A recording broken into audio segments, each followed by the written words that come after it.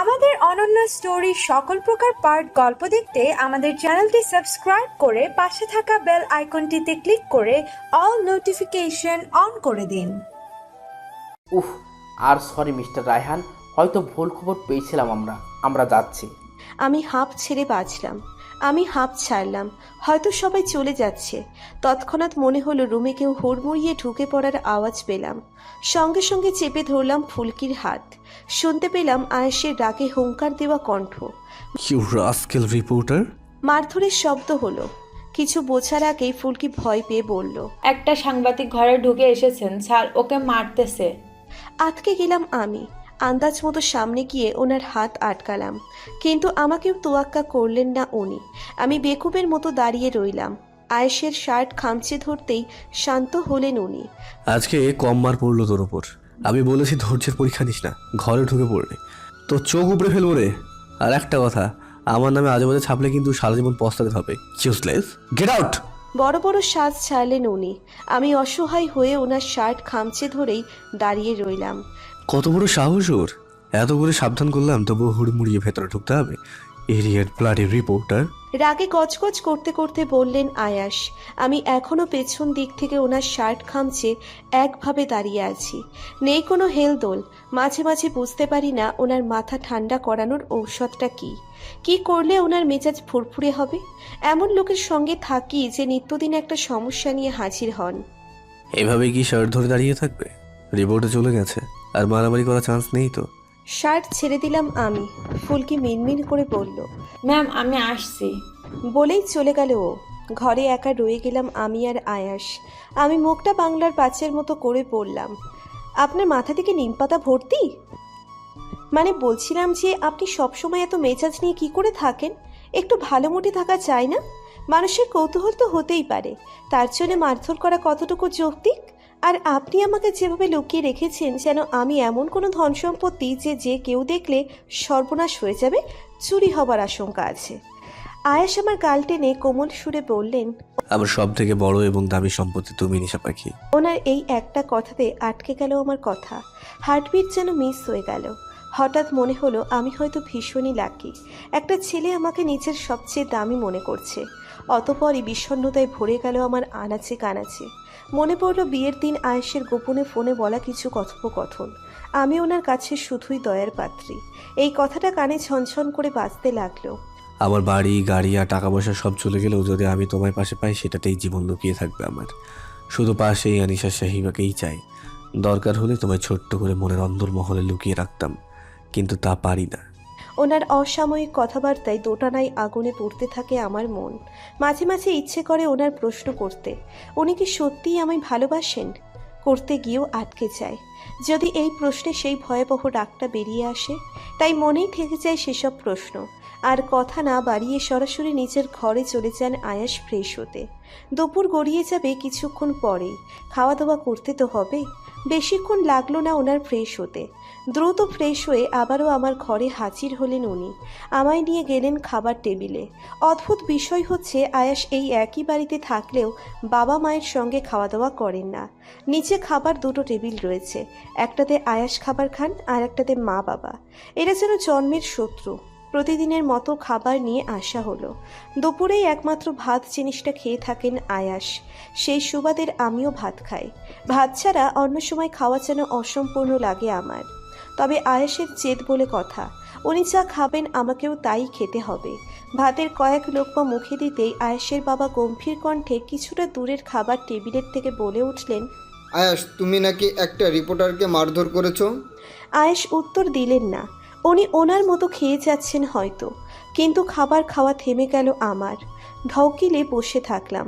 ওনার বাবা আবারও বেশ জোরে বললেন, আমি তোমায় প্রশ্ন করছি। কিন্তু আমি আপনাকে অ্যান্সার দেওয়ার প্রয়োজন বোধ করছি না। আয়াস, উনি তোমার বাবা, অন্তত একটু রেসপেক্ট দিয়ে কথা বলো।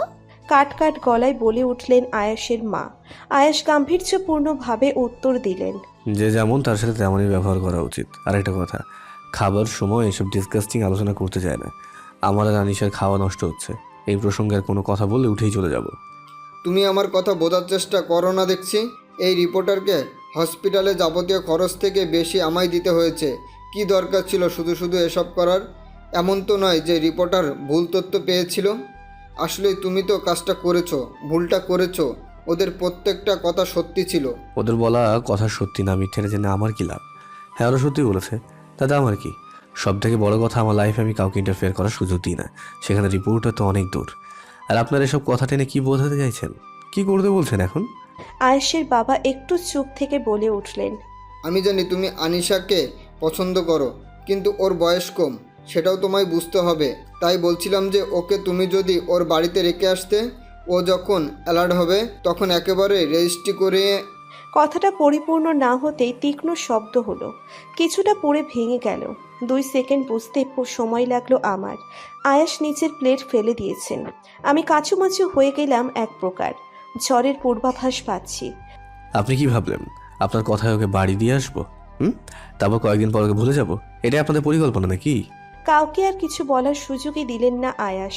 আমার হাত টেনে ধরে উঠে দাঁড়ালেন। আমিও উঠে দাঁড়ালাম।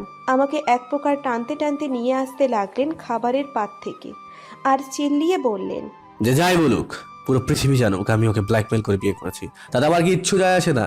আমি কোনো অবস্থাতেই ওর থেকে নিজেকে আলাদা করতে পারছি না। ওর সারা জীবন আমার চোখের সামনে থাকবে, আর যদি না থাকে তাহলে ওকে মেরে মরে যাব আমি। না ওকে কারো হতে দেবো, আর না আমি ওর থেকে আলাদা হব। সিঁড়িতে গরুর মতো টানতে টানতে আমায় নিয়ে যাচ্ছেন আয়াস। আমার পায়ের ধাপ ঠিকঠাক পড়ছেই না। না দেখতে পাওয়ার হোঁচট খেয়ে বসলাম আমি। পায়ের আঙ্গুলে ভীষণ ব্যথা পেলাম। আহ করে উঠতেই আমায় কাঁধে তুলে নিলেন আয়াস। আমি শান্ত হয়ে গেলাম। আমি জানি উনি আমার কথা শুনবেন না, তবে বাবার এই প্রস্তাব যদি আয়াস মানতেন তাহলে আমার জন্য ভালোই হতো। কিন্তু বর্তমানে এটা আমার কাছে স্বপ্নের মতো। আমায় ঘরে নিয়ে সেই চেয়ারে বসিয়ে দিলেন আয়াস। মনে হচ্ছে এটা আয়াসের রুম, কারণ আমার ঘরে কোনো চেয়ার নেই। আমার মুখের উপর থেকে অস্থিরতার সঙ্গে চুল সরিয়ে আমার 2 গালে হাত রেখে থেমে থেমে বললেন, তুমি আমার থেকে আলাদা হবে না তো? বলো, হবে না তো? তুমি বলো আলাদা হবে না, বলো। ওনার প্রতিটা শব্দে জড়িয়ে রয়েছে উন্মাদনা। পাগলের মতো করে চলেছেন উনি। ওনাকে শান্ত করতে হবে, তাই ওনার হাতের ওপর হাত রেখে মাথা নাড়িয়ে বললাম, না, আমি আপনার থেকে আলাদা হব না। কি করে হব বলুন? আমাদের না বিয়ে হয়ে গেছে? নিজের স্বামীর থেকে কেউ আলাদা হয়? তাহলে তুমি আলাদা হচ্ছ না? কেউ আমাকে বোঝে না, সবাই শুধু নিজেরটা বোঝে। তুমি না তাদের থেকে আলাদা, তুমি ওদের মতো সেলফিশ নও। আমি জানি তুমি আমায় ছেড়ে কোথাও যাবে না। গলার সুর মিইয়ে বললেন আয়াস। আমি নিজেও জানি না আমি ওনাকে মিথ্যে বলছি না সত্যি বলছি। উনি নিচু হয়ে আমার মাথা ওনার বুকের সঙ্গে চেপে ধরলেন। ইতিমধ্যেই ডাকে ঘেমে একাকার হয়ে গেছেন। হালকা হালকা কেঁপে উঠছেন। হার্টবিট করছে ওনার বেশ জোরে জোরে। সেটা উপলব্ধি করতে পারছি আমি। বেশ কিছুক্ষণ সেভাবেই থাকলেন আয়াস। তারপর আমায় ছেড়ে দিয়ে বললেন, এই দেখো, তোমার তো খাওয়াই হয়নি, তোমায় ওখান থেকে উঠিয়ে নিয়ে এলাম। আমি ফুলকিকে বলে দিচ্ছি খাবার আনতে। থাক, যেহেতু খাবারের সামনে থেকে এনেছেন সেহেতু আর খেতে ইচ্ছে করছে না। এভাবে কেন বলছো? আমি তো খাইনি, তুমি আমি একসঙ্গে খাবো, ওকে? ঘরের মধ্যেই আমায় খাবার নিচু হাতে খাইয়ে নিজে খেয়ে নিলেন আয়াস। ওনার হাতে খেলে মন্দ লাগে না এখন আর, বরং নিজেকে বাচ্চা বাচ্চা লাগে। আমার মাও আগে এভাবে খাইয়ে দিত। মায়ের কথা মনে পড়ে, তৃপ্তির অনুভূতি কাজ করে মনে। বিকেলে ঘুম থেকে উঠে বসলাম আমি। ঘুমিয়ে পড়েছিলাম আয়াসের গভীর আবেশ পেয়ে। দুপুরে মাথা বুলিয়ে দিতেই রাজ্যের ঘুম এসে ভর করেছিল আমার চোখে।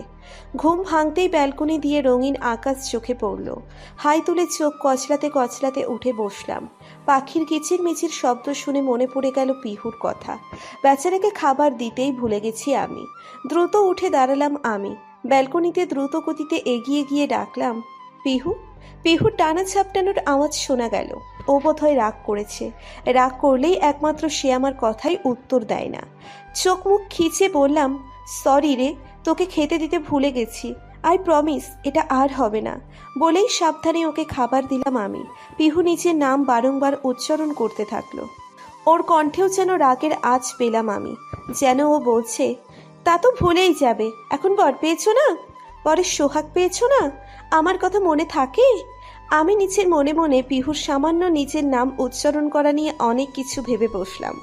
নিজের ভাবনা পিহুর উপর চাপিয়ে দিয়ে চেঁচিয়ে উঠলাম, এই পিহু, এগুলো কি আজে বাজে কথা বলছিস? হ্যাঁ, পাখিদের ভাষাও বোঝো তুমি? ইন্টারেস্টিং তো। আয়েশের কণ্ঠে কেঁপে উঠে পিছু ঘুরলাম। উনি আবার আমার পাশ ঘেঁষে দাঁড়িয়ে বললেন, বাকিদের ভাষাও বুঝে না, বাট আমারটাই শুধু বুঝতে পারো না। আমি কি অন্য ভাষায় কথা বলি নাকি? না, আপনি কখন এলেন? সবে এলাম, ভাবলাম তুমি ঘুম থেকে উঠেছো কি না দেখে আসি। এসে দেখি তুমি পাখির ভাষা বুঝতে ব্যস্ত। না, আসলে আসলে নহলে বুঝতে চাইছে না, তোমার পিহুকে দেখতে দিলেই বুঝি। আমি মাথা দুলিয়ে অনুনয়ের সাথে বললাম, ওকে খেতে দিতে ভুলেই গিয়েছিলাম। তাহলে ওকে ছেড়ে দাও, ও মুক্ত হয়ে যাক, নিজের ইচ্ছায় উঠবে, যখন ইচ্ছে হবে খাবে। চোখ বড় বড় করে ফেললাম আমি। এক নিঃশ্বাসে বললাম, না না, ওকে কি করে ছেড়ে দিই? ও আমার খুব প্রিয়, ওকে ছেড়ে দিলে আমার কি হবে? আয়াস হাসলেন, পেছন থেকে আগলে ধরলেন আমায়। আমার মুখে ফু দিয়ে শীতল কণ্ঠে বললেন, তুমি সামান্য পাখিকে মুক্ত করে দিতে রাজি নও, অথচ তুমি বলো আমি যেন তোমায় ছেড়ে দিই। তুমি যে আমার প্রাণের চেয়েও প্রিয় নিশা পাখি, তুমি কি করে ভাবো তোমায় আমি এত সহজে ছেড়ে দেওয়ার কথা ভাববো? বাকরুদ্ধ হয়ে দাঁড়িয়ে রইলাম। ঢোক গিলে আয়েশের কথাগুলো গিলে নেওয়ার চেষ্টা করলাম, কিন্তু হলো না। এটাকেই বলে লইয়ার মানুষ। এক একটা লজিক বের করে দেবেন, সেখানে অবজেকশন দেওয়ার চান্স খুব কমই থাকবে। আয়েশ পাখির সঙ্গে মানুষের তুলনা করছেন, কিন্তু এটাও সত্যি যে পাখিদের ইচ্ছে হয় মুক্ত হয়ে থাকার। তবুও ব্যাপারটা অযৌক্তিক আর যৌক্তিক দুটোর মাঝামাঝি হয়ে গেল। আয়েশ আমার মাথায় টোকা মেরে বললেন, ছোট মাথায় জোর দিতে নেই। আয়েশের কথায় বিষয়টা মন থেকে ঝেড়ে ফেললাম আমি। পিহু নিচে নাম ধরে আবারও ডেকে উঠল। আমার মনে পড়ল বইয়ের কথা। অনেকদিন কারো মুখ থেকে বই পড়া শোনা হয় না। আমি চোখে দেখতে পাই না, তবে মাঝে মাঝে পড়া শুনতাম। আয়েশকে হুট করে বলে বসলাম, আমায় একটা ইংলিশ বই পড়ে শোনাবেন প্লিজ? আয়েশ বিলম্ব না করেই বলে ফেললেন, অফকোর্স, এই প্রথম তুমি কিছু আবদার করলে, এটা পূরণ না করলে কি করে হয়? আমি মৃদু হাসলাম। আয়াস আমায় নিলে গেল লাইব্রেরিতে। বাড়িতে ছোটখাটো লাইব্রেরি আছে জানা ছিল না আমার। বুকশেল্ফের বই ছুঁয়ে যাচ্ছি আমি। কোন বই পড়া শুনবে? একটা ইংরেজি গল্পের বই। আয়াস সেই অনুযায়ী বই খুঁজতে লাগলেন। আমিও বইয়ে হাত বুলিয়ে যাচ্ছি। হঠাৎ আমার হাত থেকে একটা বই পড়ে গেল। আমি তৎক্ষণাৎ নিচে বসে পড়লাম বইটা তোলার জন্য। হাত দিতেই মনে হলো এটা বই না, সম্ভবত এটা ছবির অ্যালবাম। আমি কিছু বুঝে ওঠার আগেই ছো মেরে অ্যালবামটা নিয়ে নিলেন আয়াস। চিৎকার করে বলে উঠলেন, তুমি আমার ছোটবেলার নোট ছবি দেখে ফেলেছো? আয়েশের কথায় থ মেরে বসে রইলাম আমি। অস্ফুট স্বরে বললাম, কি? আয়েশের কথায় ভ্যাবাচাকা খেয়ে নিচু হয়ে বসে আছি আমি। বলেই উনি তৎক্ষণাৎ আমার চোখে হাত রাখলেন। চমকে গিয়ে আমি জোরালো কণ্ঠে বললাম, আরে কি করছেন? কিসের নোট ছবি? আমি আপনার কোনো ছবিই দেখিনি। ইনফ্যাক্ট আমি তো চোখে দেখতেই পাই না, ভুলে গেছেন? আমার কথাই হাঁপ ছাড়লেন আয়াস। আমার চোখ থেকে হাত সরিয়ে দিলেন। আমিও বড় নিঃশ্বাস নিয়ে ভুরু কুঁচকে তাকালাম। হতভম্বতা কাটিয়ে উঠতেই প্রচণ্ড হাসি পাচ্ছে আমার। পেট ফেটে হাসি বেরিয়ে আসতে চাইছে। সেটা হয়তো খেয়াল করলেন আয়াস। রাগী কণ্ঠে বললেন, আমি কোনো আওয়াজই দিতে পারছি না, শুধু করে যাচ্ছি। আয়াস যেন ভুলেই গেলেন উনি আমার মুখ চেপে ধরে আছেন। আমার আওয়াজ না পেয়ে উনি কড়া গলায় বললেন, কি হলো? উত্তর দিচ্ছ না কেন? তুমি বলো এসব কথা কাউকে বলবে না। কি হলো, কথা বলো। হ্যাঁ না কিছু তো একটা বলো। উপায় অন্তর না পেয়ে আয়েশের হাতে খুশি দিতে শুরু করলাম আমি। আয়েশ চট করে নিচের হাত সরিয়ে নিলেন। আমি কোমরে হাত দিয়ে নাক ফুলিয়ে দাঁড়িয়ে রইলাম। উনি হালকা হেসে একটুখানি ধমকে বললেন, আমার কথা বুঝতে পেরেছো? আমি মাথা দুলিয়ে বললাম, আপনার ইয়ে ছবি দেখার কোনো শখ নেই আমার। এমনকি বাড়িতেও কেউ আপনার ইয়ে ছবিগুলো দেখতে চায় না। আয়েশ প্রসঙ্গ পাল্টালেন, গম্ভীর মুখে বললেন, চলো এখান থেকে, তাহলে বই পেয়ে গেছি। বই নিয়ে চলে এলাম আমরা। আমি বেডের ওপর বসে আয়েশ বই পড়তে শুরু করলেন। আমি মনোযোগ দিয়ে শুনতে লাগলাম। গল্প পড়ার ফাঁকে ফাঁকে শুরু হলো ওনার অসভ্যতা। একটা বাক্য পড়ছেন, তার সঙ্গে একটা করে গালে চুমু দিয়ে যাচ্ছেন উনি। আমি একটু সরে বসলাম। চেয়ারে বসে থাকা আয়াস এসে আমার পাশে বসলেন। অতপর একটা বাক্য সঙ্গে একটা চুমু দিয়েই চলেছেন। আমি দাঁতে দাঁত চেপে সহ্য করতে করতে ওনার ঠোঁটের উপর হাত রেখে ভুরু কুঁচকে বললাম, আমি এখানে আপনার মুখ থেকে ইংরেজি শুনতে এসেছি, আপনার ঠোঁট সংযত রাখুন। আয়েশ আমার হাত নিচে ঠোঁটের উপর থেকে সরিয়ে নিলেন। কানের কাছে এসে শীতলতায় ভরা কণ্ঠে বললেন, আয়েশ রায়হান তো এমনি এমনি কিছু করে না ডার্লিং, ও যা করে তার প্রতিদান হিসেবে কিছু নেয়। আমি নিজের মুখের এত শব্দ নষ্ট করে তোমার বই পড়ে শোনাচ্ছি, এত পারিশ্রমিক হিসেবে তো কিছু পেতেই পারি, তাই না? এটুকু। চোখ বড় বড় করে তাকালাম আমি। ওনার হাতে থাকা বই নিয়ে নিলাম ছো মেরে। ঢোক গিলে গাম্ভীর্যের সঙ্গে বললাম, থাক, বই পড়তে হবে না আপনাকে। এখন এই কথা বললে চলবে না। আমি যেই কাজটা একবার শুরু করি সেটা শেষ না করা পর্যন্ত থামাথামির কোনো চান্স নেই। বলেই আমার হাত থেকে বইটা নিয়ে নিলেন উনি। আমি বিছানা চেপে ধরে বসে রইলাম। লোকটা আস্ত একটা অসভ্য। আমায় চোখ মুখ জড়িয়ে থাকা লক্ষ্য করে বললেন, ওকে দেন, তোমার যখন এই অফারটা ভালো লাগেনি তখন অন্য অফার দিই, কি বলো? কি অফার? খুশিতে গদগদ হয়ে বললাম আমি। Special offer, kiss me. থতমত খেয়ে গেলাম আমি। আকাশ থেকে পড়লাম যেন। কি? কি নয় জি, এমনভাবে বলছো যেন এটা পৃথিবীতে কেউ কখনো করেইনি। এই প্রথম তোমায় করতে বলছি। ঠোঁট এগিয়ে নিয়ে এসো, then kiss me, as simple as that. চোখ জোড়া শুরু হয়ে এলো আমার। মনে চলছে দ্বন্দ্ব। আয়েশের বেসরম প্রস্তাবে কান গরম হয়ে এসেছে আমার। আমার মনটা যেন বলে বলে উঠছে, আনিশা পালা এখান থেকে, নয়তো লোকটার হাব ভাব সুবিধের নয়। কি থেকে কি হয়ে যাবে বুঝতেও পারবি না। নিজের মনে কথা শুনে দুম করে দাঁড়িয়ে বললাম, দরকার নেই বললাম তো আপনার বই পড়ার, আমি আসছি। আমি পা পাড়াতেই আমার ওড়না টেনে ধরলেন আয়াস। দাঁড়িয়ে পড়তেই হলো আমায়। আমি গলায় থাকা ওড়নায় হাত দিয়ে দাঁড়িয়ে থাকলাম। আস্তে আস্তে নিচের দিকে ওড়না টানছে আয়াস। আমিও যতটুকু এগিয়েছি পিছিয়ে চলেছি। এক পর্যায়ে ওড়না ছেড়ে আমায় হাত টেনে বেডে ফেলে দেন উনি। আধশোয়া হয়ে পড়তেই আমার মুখে আছড়ে পড়ে আয়াসের তপ্ত নিঃশ্বাস। আমার নাকের নিচের নাক ঘষতে থাকেন আয়াস। শান্ত কণ্ঠে বলেন, আমি তো তোমায় খুব সাহসী ভেবেছিলাম, তুমি ভিতর বড় একটা ডিম বের হলে। আমি কিছু বলার মতো পাচ্ছি না। মুখ থেকে একটা শব্দও বের হতে চাইছে না। দলা পাকিয়ে যাচ্ছে সমস্ত কথা। নিমেষের মধ্যে ঘেমে কপাল থেকে ঘাম ঝরতে থাকলো আমার। এক রাশ সাহস তৈরি করে বলার চেষ্টা করলাম, একটু সরুন। পুরোটা বলা হলো না। থেমে গেলাম আয়েশের আচমকা কর্মকাণ্ডে। আমার ঠোঁটে ওনার ঠোঁটের ছোঁয়া। মূর্তির মতো হয়ে রইলাম। কাজ করছে না কোনো ইন্দ্রিয়। থেমে গেছে সব কিছু। থেমে গেছে যেন সময়টাও। পড়ছে না আমার চোখের পলক। আয়াস সরে গেলে আমার পরিবর্তন হলো না। আমি যেন নড়াচড়া করার ক্ষমতাটাও হারিয়েছি। তুমি কি ইন্টারেস্টেড? নড়াচড়া করাও তো বন্ধ করে দিয়েছে। আরেকটা যায়। কথাটা কানে আসতেই ধরপড়িয়ে উঠে বসলাম আমি। এই মুহূর্ত থাকলে যেন লজ্জায় মরে যেতে হবে আমার। বিদ্যুতের গতিতে উঠে ছুট লাগালাম। কিন্তু ভাগ্য খারাপ হলে যা হয়। মাথা দিয়ে ঠুকে গেল দেয়ালে। আয়েশ এসে সঙ্গে সঙ্গে ধরে ফেললেন আমায়।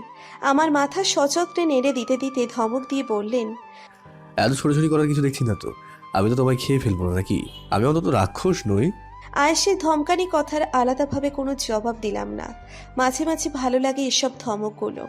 আমার মাও তো এভাবে আমার ভালোর জন্য ধমকে বোঝাতো। আয়াস যেন আস্তে আস্তে আমার অভিভাবক হয়ে উঠছেন। আমার কপালে ফু দিয়ে দিচ্ছেন উনি। না চাইতেও তাৎক্ষণিক আমার মনে পড়ল ওনার সেই সব কথাগুলো। মনটা হঠাৎ করেই বিষিয়ে গেল। যেই ধমক আমার ভালো লাগার কারণ হয়ে উঠেছিল তা বিষাক্ত হয়ে উঠল। আমার মাথা থেকে সরিয়ে নিলাম আয়েশের হাতটা। সরিয়ে নিলাম আমি। সরে এলাম। দরজার কাছে এসে দাঁড়ালাম। আয়াস সন্দিহান গলায় প্রশ্ন করলেন, কি হলো? এই তো সব ঠিক হয়ে যাচ্ছিল, হঠাৎ কি হলো তোমার? ওনাকে ছোট্ট করে জবাব দিলাম, কিছু না। ব্যথা লাগেনি আমার সেভাবে। আয়েশকে ছোট্ট জবাব দিলে মনটা যেন একটা বড় রচনা তৈরি করে ফেলল। মনটা বিরহ নিয়ে বলল, কারো দয়ার পাত্রী আমি হতে চাই না। ওনাকে ছেড়ে আমি যেতে চাই, কিন্তু অজানা বাঁধন টানে আমায়। আর হয়তোবা উনি এসব কাজ করিয়ে বোঝাতে চাইছেন উনি আমাকে আসলে ভালোবাসেন। আদেও আমি একটা ভেলার মতো। আমায় যে যেদিকে চালনা করে সেদিকেই যেতে হয়। মলিন হেসে নিজের ঘরে চলে এলাম আমি। এই বিরহ আর টানাপোড়েনের মাঝে কেটে গেল বেশ কয়েকটা দিন। এই কয়েকটা দিন আয়েশের রাগ, নিত্য নতুন ঝামেলা সহ্য করা আমার অভ্যেসে পরিণত হয়েছে। যেদিন উনি ঝামেলা করেন না সেদিনই যেন ফাঁকা ফাঁকা লাগে, যেন ঝামেলার সঙ্গে অটোমেটিক জুড়ে গেছি আমি। তবে অদ্ভুতভাবে আমার কোনোভাবেই মনে হয়নি আয়েশ আমাকে দয়া করে চলেছেন। ওনার কথাবার্তায় শুধু আমার পুরোই ভালোবাসা দেখেছি। কিন্তু সেদিনের ফোনের কথোপকথন ফেলতে পারছি না কিছুতেই। নিচের কানকে কে অবিশ্বাস করে? আজ সকাল থেকেই আমায় তাড়াতাড়ি করে রেডি হবার জন্য তাড়া দিয়ে চলেছেন আয়াস। আজ নাকি উনি আমাকে নিয়ে শপিংয়ে যাবেন। বাড়িতে এত জামাকাপড় থাকা সত্ত্বেও কেন নিয়ে যাচ্ছেন সেটা বোধগম্য হচ্ছে না আমার। তবে কিছুটা আন্দাজ করতে পারছি আমি, কাল আমার জন্মদিন। হয়তোবা সে কারণেই উনি আমায় শপিংয়ে নিয়ে যেতে চাইছেন। নিশা পাখি, কাম অন, আবার কেস নিয়ে স্টাডি করতে হবে বাড়ি ফিরে। Be ready first. আচ্ছা শুনুন, এবারেও কি এমন কোনো মানুষের কেস নিয়েছে যারা সত্যিই অন্যায় করেছে? মুখ ফসকে কথাটা বলে বসলাম আমি। আয়াস বেশ কিছুক্ষণ চুপ থেকে জবাব দিলেন। হঠাৎ এই প্রশ্ন? আমার কেস নিয়ে তোমার এত আগ্রহ জাগলো যে?